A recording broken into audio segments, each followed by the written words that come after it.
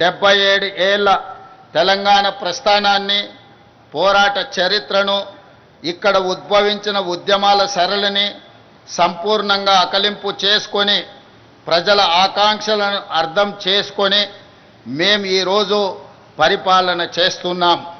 అహంకారపు ఆలోచనలు, బంధు ప్రీతి, అశ్రిత పక్షపాతానికి మా పాలనలో తావు లేదు. కష్టమైన నష్టమైన ప్రజలతో పంచుకుంటున్నాం. ప్రజల ఆకాంక్షలు, వారి ఆలోచననే ప్రామాణికంగా నిర్ణయాలు తీసుకుంటున్నాం. తీసుకున్న నిర్ణయాలలో మంచి చెడు విశ్లేషించే అవకాశాలను ఇస్తున్నాం. తప్పులుంటే దిద్దుకుంటున్నాం. మంచి చేయడమే బాధ్యతగా మేము భావిస్తున్నాం. అభివృద్ధిలో ప్రపంచంతో పోటీ పడాలన్న తపనతో పని చేస్తున్నాం. ప్రతి పేదవాడి ముఖంలో ఆనందమే లక్ష్యంగా సంక్షేమ పథకాలను, సంక్షేమ చరిత్రను తిరగరాస్తున్నాం.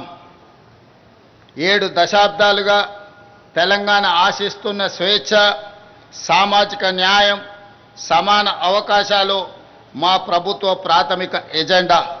ఏ సామాజిక లక్ష్యాల కోసం తెలంగాణ తపించిందో, ఏ సమానత్వ సాధన కోసం మన గడ్డపై ఉద్యమాలు జరిగాయో, ఈ పవిత్ర లక్ష్య సాధననే మా ప్రాధాన్యత.